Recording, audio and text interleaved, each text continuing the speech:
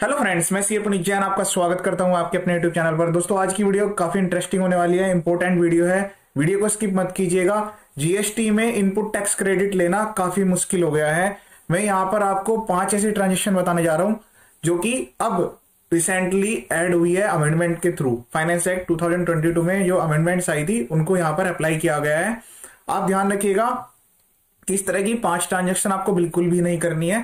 पहले जीएसटी में input tax credit जो क्लेम करने का हमारा सेक्शन था, सेक्शन 16। तो सेक्शन 16 में स्पेसिफाइड कंडीशंस थी। मैंने इससे प्रीवियस वीडियो में भी काफी डिटेल्स में आपको बताया था कि किस केस में आपको आईटीसी मिलेगा। आईटीसी लेने की जो कंडीशंस थी कि आपके पास टैक्स इनवॉइस होना चाहिए, आप प्रॉपरली जो है वो आपका जीएसटीआर1 में रिफ्लेक्ट होना चाहिए। उसके अलावा यहाँ पर नई कंडीशन ऐड की गई है, वही हम यहाँ पर डिस्कस करेंगे। ये सीबीआईसी की ऑफिशियल वेबसाइट है, यहीं से हमने वो सारा डाटा जो मैं अभी आपको यहाँ पर बताने वाला हूँ, यहाँ से आप खुद भी चेक कर सकते हैं। एक्ट्स, रूल्स, नोटिफिकेशन सब यहाँ पर अवेलेबल हैं। मैं यहाँ पर आपको बताने जा रहा हूँ कि यहाँ पर जो डिटेल्स इनपुट टैक्स क्रेडिट की इन्होंने ब्लॉक की है वो क्या है। और ये काफी मतलब कहते हैं कि यहाँ पर हैरेसमेंट है एक तरह से देखा जाए तो, क्योंकि पहले 16 में ऑलरेडी सेक्शन जो 16 है, मैं आपको पहले सेक्शन 16 पर एक बार लेकर चलता हूं। यहां पर इन्होंने पहले से ऑलरेडी लिखा हुआ था eligibility and condition for taking input tax credit. अब इसके जो सेक्शन जो अलग अलग ये क्लोज है, इसके सब सेक्शन 2 में एक नई क्लोज ऐड करी है, ये वाली। देखिए, आप ध्यान से देखिए, इसमें लिखा हुआ है BA। तो ये जो नई वाली क्लोज है, इसमें क्या लिखा हुआ है कि जो इनपुट टैक्स क्रेडिट है आपका, वो आपका रेस्ट्रिक्टेड नहीं होना चाहिए सेक्शन 38 में। अब सेक्शन 38 देख लेते हैं फटाफट से, जो कि आज की वीडियो है, कि वो कौन से 5 ऐसे पर्सन है जिससे आपको इनपुट टैक्स क्रेडिट नहीं मिलेगा। और आपको ध्यान रखना है, जब भी आप बिजनेस करेंगे, ये लायबिलिटी आपकी है कि आप चेक करेंगे कि सामने वाला पर्सन जो है वो डिफॉल्टर ना हो। ठीक है, इसमें 2 सेक्शन का रेफरेंस आएगा, सेक्शन 37 और एक यहां पर सेक्शन 49 की सब सेक्शन 12 का। तो मैं हल्का सा वहां पर लिंक करूंगा, बट वीडियो पूरा ध्यान से सुनना है और समझना भी है। ठीक है, तो पहला आता है इसका जो सेक्शन 1 है, वो क्या कहता है। सेक्शन 38 का section 1, the details of outward supply furnished by the registered person under subsection 1 of section 37। जो सेक्शन 37 है वो बात करता है कि जो डिटेल्स है आपकी, मतलब आप एक पर्सन है, उससे आपने परचेज किया था, उसकी आउटवर्ड सप्लाई है, आपकी इनवर्ड सप्लाई है। तो यहां पर लिखा हुआ है furnishing details of outward supply. ये सेक्शन बात करता है कि सामने वाले पर्सन को अपनी जो डिटेल्स है आउटवर्ड सप्लाई की, वो जीएसटीआर1 में विद इन टाइम पीरियड, उसके लिए सेक्शन 39 में जो प्रेस्क्राइब टाइम लिमिट दी गई है उसके अंडर में उसको फाइल करनी है। ये उसके बारे में बात करता है। ठीक है, and of such other supply as may be prescribed and an auto populated statement containing the details of input tax credit shall be. ध्यान से देखिए, यहां पर इन्होंने वर्ड यूज किया है शैल बी। तो शैल बी का मतलब है, इस सेक्शन में शैल बी का यहां पर मतलब था कि जो ये अपनी बात कह रहे थे कि 2B में वो आपका रिफ्लेक्ट होना चाहिए। जब तक 2B में रिफ्लेक्ट नहीं होगा तब तक आपको क्रेडिट नहीं दिया जाएगा। ये सेक्शन जो है अमेंडमेंट हुआ है। अमेंडमेंट के बाद यहां पर मैं 5 पॉइंट बताने वाला हूं, बट इसका जो फर्स्ट पॉइंट है उसमें यहां पर शैल बी वर्ड लिखा हुआ है कि 2B में रिफ्लेक्ट होना जरूरी है। तो इन 5 एसएससी का 2B में रिफ्लेक्ट होते हुए भी आपको क्रेडिट नहीं मिलेगा। सबसे इंपॉर्टेंट बात यही है कि इन्होंने यहां पर पहले कंडीशन में लिख दिया कि अगर 2B में रिफ्लेक्ट होगा तभी आप क्रेडिट ले पाएंगे। ठीक है, अवेलेबल इलेक्ट्रॉनिकली तो आप क्रेडिट ले पाएंगे, और अदर टर्म्स एंड कंडीशन की बात कर रहा है। फिर ये क्या कहता है कि जो दूसरे पॉइंट में क्या कह रहा है, the auto generated statement under subsection 1 shell consist. इसमें क्या होना चाहिए इसके अंदर में। तो पहला, details of inward supply in respect of which credit of input may be. देखिए, अपने लिए तो यहां पर शैल बी वर्ड यूज कर रहे हैं, मतलब मैंडेटरी है, और यहां पर आपको मे बी इसलिए लिख रहे हैं कि 2B में हो सकता है बहुत सारा आपका क्रेडिट हो जाए, बट जो सेक्शन 17(5) का ब्लॉक क्रेडिट है वो आपको क्लेम नहीं करना है। इसलिए इन्होंने मे बी लिखा है यहां पर कि आपको अवेलेबल है और आप उसे क्लेम कर सकते हैं। फिर उसके बाद एंड, ध्यान से देखिएगा, एंड वर्ड है। एंड वर्ड के साथ पार्ट बी में क्या लिखा है, सबसेक्शन 2 के पॉइंट नंबर बी में, details of supply in respect of which such credit can not be availed.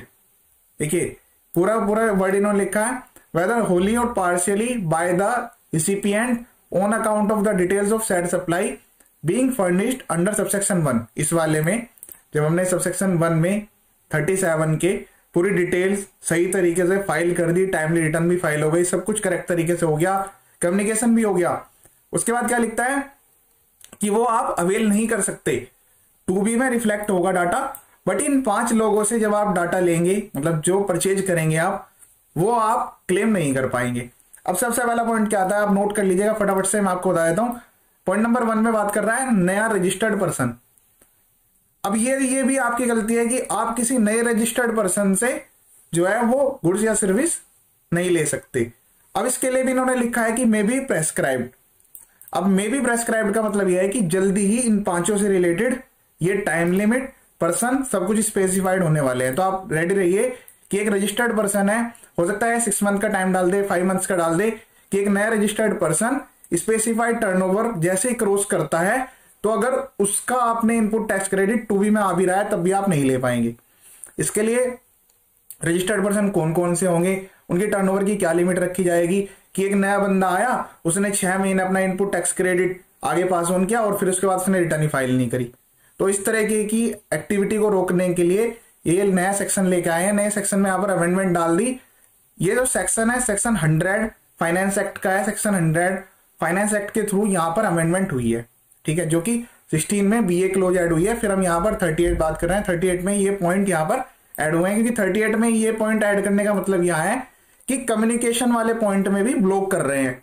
आपस में कम्युनिकेट हो गया, टू बी में भी सब कुछ रिफ्लेक्ट हो गया, फिर भी मना कर रहे हैं कि आपको क्रेडिट नहीं देंगे। पहला पॉइंट है न्यूली रजिस्टर्ड पर्सन, तो रजिस्टर्ड पर्सन होगा, उसका जो क्रेडिट है वो कुछ टाइम पीरियड तक, मतलब शुरू के 6 महीने भी हो सकता है, 5 महीने तक, कि वो 5-6 महीने तक क्रेडिट आगे पास ऑन नहीं कर पाएगा।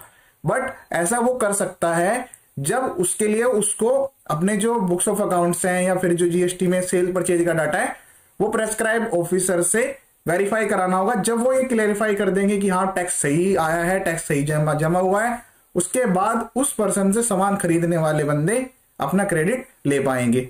ये मैं आपको अलग से पॉइंट बता रहा हूं, इसमें इसी तरह का रूल आएगा। नेक्स्ट पॉइंट आता है कि जो पर्सन डिफॉल्टर है, डिफॉल्टर कैसे है, by any registered person who has defaulted in payment of tax and where such default has been continued for such period as may be prescribed. तो ये कह रहे हैं कि अगर कोई पर्सन ने टैक्स पेड नहीं किया है, यहां पर देखिए बात हो रही है टैक्स पेमेंट की, रिटर्न भरने की बात नहीं हो रही है। सामने वाले पर्सन ने जीएसटीआर 1 भी भर दी, 3B भी भर दी, आपके 2B में भी आ गया, बट वो पर्सन जो है वो डिफॉल्टर है, उसने टैक्स पे नहीं किया, तो आपको क्रेडिट नहीं मिलेगा। नेक्स्ट पॉइंट आता है bye any registered person the output tax payable by whom in accordance with the statement of outward supply furnished by him under the said subsection during such period as may be prescribed exceed the output tax liability paid by him during the said period by such limit as may be prescribed। यहां पर बात करना है, एक person है, उसने क्या किया है कि जीएसटीआर 3B और 1 उसका डाटा ही मिसमैच कर दिया। कभी वो जीएसटीआर 1 में ज्यादा वैल्यू दिखाता है, 3B में कम दिखाता है, कभी 3B में ज्यादा दिखा रहा है या 1 में कम दिखा रहा है। तो जीएसटीआर 3B और 1 में जहां पर मैच हो रहा है, मैच नहीं हो पा रहा है, मिसमैच हो रहा है, गलत डिटेल्स पास ऑन हो रही हैं, और यहां पर लिखा हुआ है कि एक्सीड्स, कि दोनों में से कोई भी प्लस माइनस हो सकता है। उसके लिए भी लिमिट सेट की जाएगी कि कितना डिफरेंस एक्सेप्टेबल है, उससे ऊपर होते ही वो बंदा फेलियर माना जाएगा कि अपनी जो लायबिलिटी है उसने सही तरीके से नहीं दिखाई है। दोनों रिटर्न आपस में लिंक है, तो दोनों का फुलफिलमेंट और मैचिंग होना 100% जरूरी है।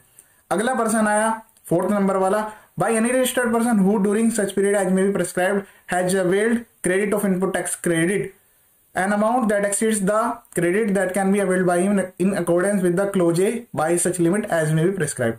मतलब एक ऐसा पर्सन है जो कि फेक क्रेडिट क्लेम कर रहा है। हम यहां पर बात कर रहे हैं कि या तो उसने रोंगली आईटीसी क्लेम कर लिया, या फिर उसको जितना क्लेम करना था, मतलब उस पर्सन के 2B में जितना आईटीसी आ रहा था उससे ज्यादा उसने क्लेम कर लिया। तो भी अगर आप ऐसे पर्सन से परचेज करते हैं गुड्स या सर्विसेज और आपके 2B में भी डाटा दिख रहा है, तब भी आप क्रेडिट नहीं ले पाएंगे। अब ये मे बी प्रेस्क्राइब लिखा हुआ है, ये जल्द ही प्रेस्क्राइब होने वाले हैं। तो अब आप जब भी किसी भी व्यक्ति से परचेज कर रहे हैं कोई भी आइटम, सर्विस और गुड्स हो, उसकी टाइमली रिटर्न चेक करते रहें, उससे मंथली चालान्स भी लेते रहें कि ठीक है सर आप अपने टैक्स को टाइमली जमा कर रहे हैं, रिटर्न भी भर रहे हैं, तो आप हमें चालान्स भी दे दीजिए कि आप कितने % टैक्स की लायबिलिटी पे कर रहे हैं। कहीं ऐसे तो नहीं आप सामान कुछ और खरीद रहे हैं, परचेज किसी और आइटम की कर रहे हैं और हमें कुछ और आइटम में सेल कर रहे हैं। अभी काफी इंडस्ट्री ऐसी है जो कि ये प्रैक्टिस फॉलो कर रही हैं। वो मंथली GSTR1 भी लेते हैं, 3B भी लेते हैं, जिससे परचेज करते हैं उसके चालान्स भी लेते हैं कि सर हमें एक बार वेरीफाई करा दीजिए कि आप टैक्स भर भी रहे हैं या नहीं कर रहे हैं। क्योंकि अल्टीमेटली अपनी नेक्स्ट वीडियो में मैं बताऊंगा एक नया सेक्शन, फाइनेंस एक्ट का ही नया सेक्शन है, उसके थ्रू अमेंडमेंट करी है इन्होंने एक सेक्शन में। क्या सेक्शन में अमेंडमेंट करी है कि अगर सामने वाले पर्सन ने टैक्स नहीं भरा, कोई भी रीजन हो, तो जो से बायर है, जो भी आप बाय करने वाले हैं, आपके ऊपर पूरी लायबिलिटी आएगी विद इंटरेस्ट पेनल्टी, जब तक कि वो पर्सन नहीं भर देता है। अब वो भरेगा या नहीं भरेगा उसकी बात यहां पर नहीं लिखी गई है नई सेक्शन में, पर रिकवरी आपसे कर ली जाएगी। तो आपको प्रैक्टिस फॉलो करनी है इन लोगों से बचने के लिए। लास्ट में पर्सन आया वो ऐसा person, by registered person who has defaulted in discharge his liability in accordance with the provision of subsection 12 of the section 49। चलते हैं 49 के सबसेक्शन 12 पे। यहां पर क्या लिखा हुआ है, ध्यान से देखिएगा।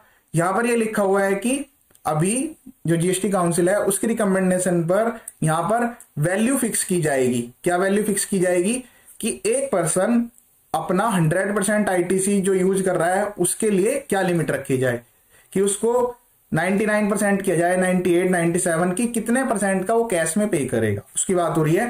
रेस्ट्रिक्शन अभी सेट की जाएगी कि वो कितना पोर्शन जो है वो यूज कर पाएगा अपने इलेक्ट्रॉनिक क्रेडिट लेजर को।